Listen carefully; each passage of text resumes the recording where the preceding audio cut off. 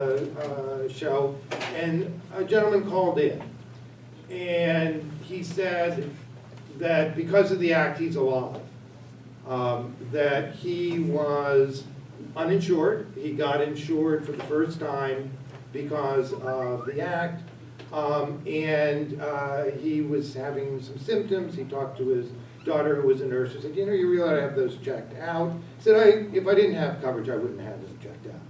And it turned out that they were early symptoms of cancer. He was diagnosed and treated, and he says, I'm alive today. So it matters to people whether they have access to health care. And it also matters to us as a society. It saves us money if people have access to preventive health care early on. And one of the interesting briefs in the King against Burwell amicus package, which is pretty thick, was done by the National Health Law Program and the AARP, and they pointed out that people who are between 50 and 64, the folks that Sister Chris was talking about there, if they are not in care, when they show up in the Medicare program, guess who's going to pay for that? They are very expensive if their medical needs haven't been taken care of between 50 and 64, when, I don't know about you, but I'm 64, and my body's breaking down a little bit, and like that. So, it really does matter. It makes a lot of difference. And the other thing that is missed in this Affordable Care Act debate, we've been talking about the insurance side of the Act, but the Act contains many other provisions that actually matter a lot, that focus on the quality stuff, focus on the issues of reimbursement. The traditional medical system for reimbursement has been to pay for procedures. And so things like saying, hospital, if you discharge people and they get readmitted within 30 days for certain conditions that they shouldn't get readmitted for, we're not going to pay you a second time when you didn't do it right the first time. Well, that's making a big difference in this community as the hospitals are looking about how do we make sure that we discharge people healthier and we keep them healthy on discharge and get them to their primary care physician immediately on discharge and make sure that they know what the symptoms are. Anybody been discharged from a hospital and been kind of a little bit under the drugs, and somebody comes in and reads you some really quick form about what you're supposed to take care of and look for? Well, into this system, they call and a nurse checks in with you after you're a little bit drug-free and stuff like that, and make sure you get connected. So there are a bunch of those kind of things, small things, and yet the aggregate of them makes a difference. And then the final thing for some of our friends here who like me, are firm believers with the New York League that we really ought to go to a single-payer system, is the Affordable Care Act allows states to do that. And Vermont is on its way. Nope, Leon, they've backed off? No, it's going into the weeds. Oh, I'm sorry to hear that. But Vermont was going on its way. We have a proposal to go on its way that Dick Godfrey has put together. And so, we at the end of the day, hopefully the Affordable Care Act will simply be an incremental step that will make it possible for us to take that final step where we read back all of these administrative costs that are currently built into the current system. Anybody got a hospital bill recently, and we look and there's this charge on there for aspirin or ibuprofen at $2 a tablet or something crazy like that. Well, that's because they had to account that all the way back to the patient and then account it to a paying source. One of my favorite stories is a hospital administrator in Vancouver, British Columbia, who says, well, half my patients come from the US and half of them come from Canada. I got 2 people in my Canadian billing office. I got 14 in my US billing office because I had to deal with multiple insurance companies and stuff like that. Well, those 14 people, they cost a lot of money. And every doctor's office has people to deal with that, so when you roll that up, you get an awful lot of cost that doesn't add value, which may have something to do with why we are the highest cost health system in the nation, but not the highest, or in the world, but by far not the best outcome, and certainly not the highest value. So I'm going to get to the panelists, and Sarah's going to ride herd on us.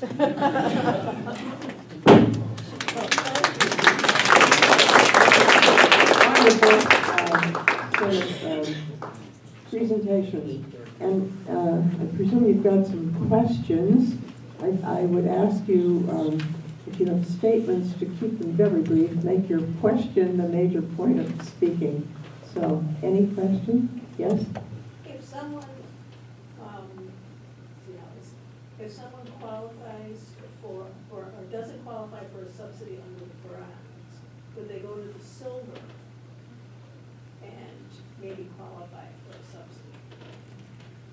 Or Did does everyone hear those that questions? make sense? Let me repeat the question. If you're not, if you don't qualify for one of the qualified plans, can you shift to another?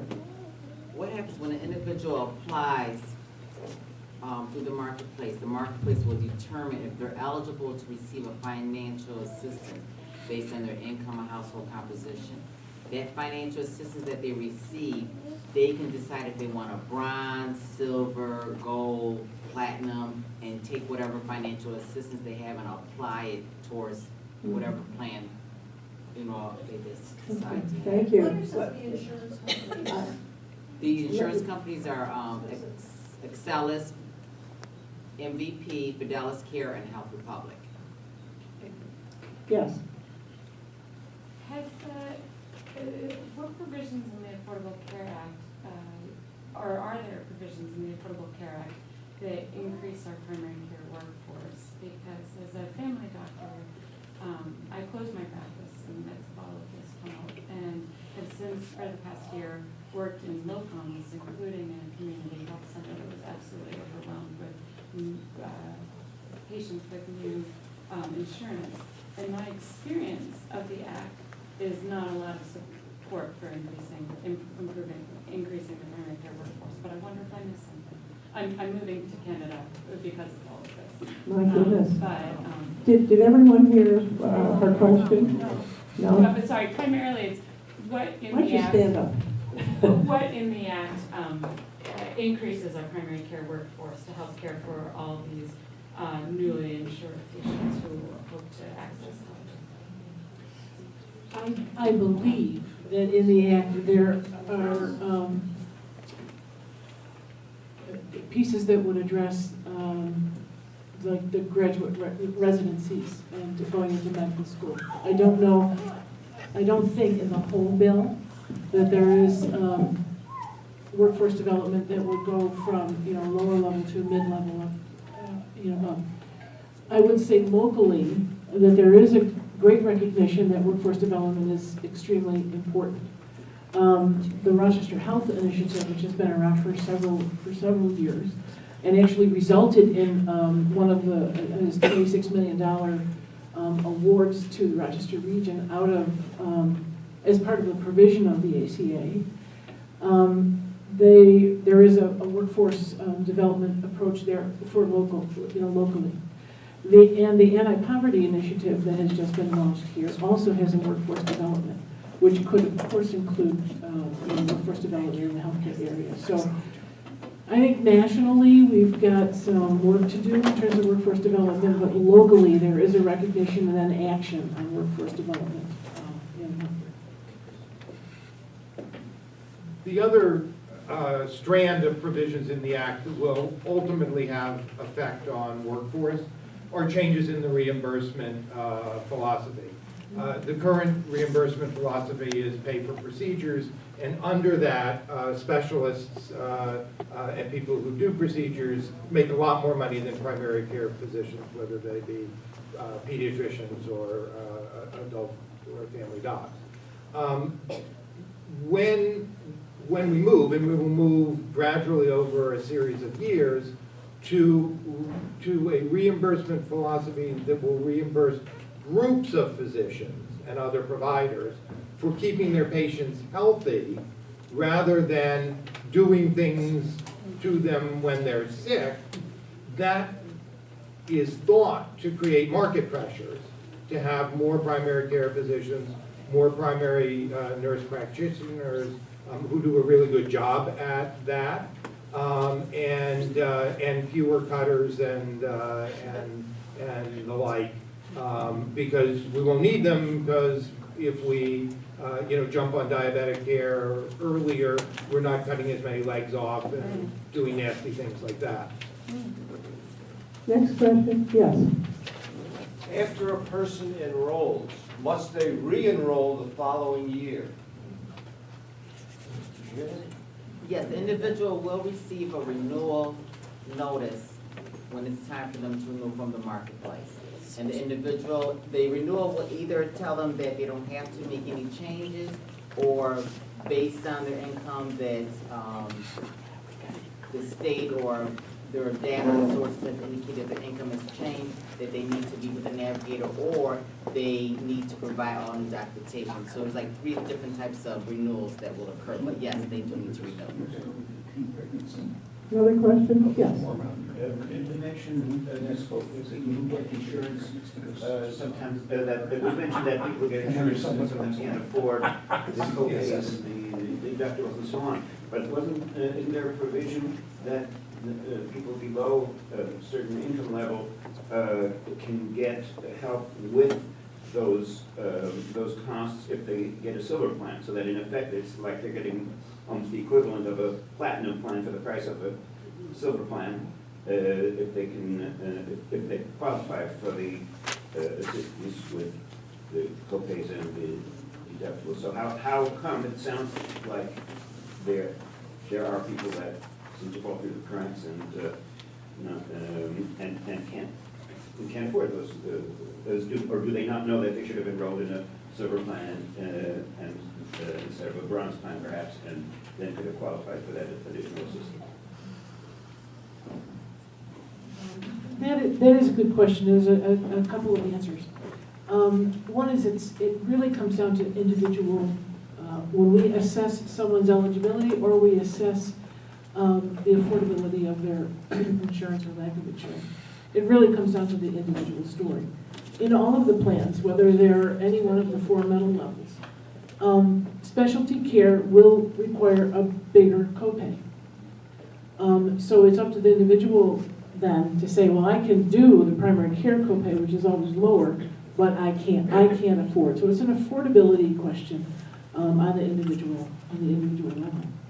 And I was going to make another point and I forgot it. How about that? Well, the question is would a person that really can't afford the co-pays and the deductible, would they not qualify if they opt for a silver plan for a subsidy that covers some or all of the co-pay and deductible, in addition to, of course, the premium subsidy? Yeah, that's special with the silver plan. It's not available with the other plan. Right, and often, I remember my other point now, when people come in and talk about the options they have in all of the plans, we'll talk to people about their specific medical needs, and then direct them to whatever level is going to afford them the most care at the most affordable price for them. And very often, silver plan is, and that's what the state directed most people to go to, is a silver plan. Bronze level is basically catastrophic, and then as you go up to gold and platinum, people have to weigh, what the cost of their premium is and how that affects their copays. But always, and if I'm wrong, Kim can address this, always, those specialty care areas, whether it's silver or not, are always more expensive than your copay for your primary care office. So it comes down to an individual decision about what they want to. Sometimes people can get a subsidy depending on their income that basically gives them a 0 premium. Yeah. But it all depends on their income. Yeah, Right, Yeah. but I'm asking specifically about those who can afford the premium, but they can't afford the co-pays you talked about people like that. And isn't that exact problem supposed to have been addressed by making the additional help available for silver plans that covers, at least in part, or for some people in full, the co-pays and the deductibles? So why does this problem that you described exist? Why are those people not eligible for this additional subsidy to help with the out-of-pocket cost that is supposed to be available in the silver plan? No, which is why we have now expanded our care Yeah. to not only uninsured, but the insured who can't afford those specialty care. So we've opened up our mental health practice. Yeah. We've opened up our chiropractic practice. We've opened up dental. We didn't even talk about dental. Because people get in that position where they will do primary health care, but that's all they can afford. And because those other specialty kids are more expensive, there is not a subsidy, for that. And that's why we've made the decision to open up our care for those particular things that people can afford. Okay, we have a question in that. Hi, I'm actually a health insurance navigator, but I just have a question. How do you decide what's unaffordable in terms of people who already have health insurance? Like what goes into that decision-making process? Basically, face-to-face encounter, we look at income and we make a decision because we can, that we're going to take the compassionate approach and put people into, let people come to this neighborhood center. Now, the reason we can do that is because the neighborhood center has a $1.3 million budget that's completely supported by donations. We don't have anybody telling us who we can or cannot see for financial reasons. So it's a compassionate criteria. Okay, are there any more questions? Yes. How does the government know whether or not you're covered by a group plan and determine whether to fine you? You have to declare it on your tax return, and I think there's a data matching for larger employees, Bill, but I'm not certain about whether the IRS is doing data matching for all employees. Yes. Are there any changes in view, because I understood there were plans to be for the Advantage plans that many of us were on to begin with? Yeah, so the Advantage plans were a Medicare product. And the federal government gave insurers more per patient than the regular Medicare coverage so that insurers could enhance the services. And MVP locally, or Preferred Care, when I was actually on the board of Preferred Care, made a fair amount of its entire profit for the year out of Medicare Advantage because the subsidy to the insurance companies was so heavy that we could have given the product away for free, but we did not do so because we believed that the consumers would believe that a product given away for free had no value, and therefore we charged consumers for that because the psychology of the market said that we could make money doing that. And that was, so people said, look, that's not fair that a small number of Americans get this higher and richer product that really subsidizes the insurance companies and makes them more profitable. Let's increase the quality of care for everybody as opposed to having this private insurance option that would compete with the government, but not compete with the government on fair terms. So what has happened to it? What difference is it going to make? So those subsidies, not because of the Affordable Care Act, but because of other provisions, are being reduced and eliminated. We have time for one more question. But the plans will still be available, right? Yeah. And there may be Last higher question premiums. here, last question. please. All right, this is maybe the simplest question. People can enroll online, isn't that correct? And, Yes, that is correct. all right, so it seems there's great advantage to using a navigator. And Yes. so what kind of percentage of the total enrollees, is there anybody who's keeping track of problems with those that are enrolled online and are all upset about it because they picked the wrong plan? Is there any way to track that so it can be more available to people or understood by people that it's a great benefit to do it through a navigator for the first time? Well, the state is keeping track of that, because what usually happens is, once an individual has enrolled, if they need to provide additional information, they call customer service. Customer service will direct them to a navigator and tell them they need to meet with the navigator, go in and provide documentation to be uploaded on their plan. So the state is keeping track of that, because those calls are coming through the customer service. Okay, well, thank you very much. I'm sure that if you have burning questions remaining, you can approach our panelists. They're the experts. Thank you very much.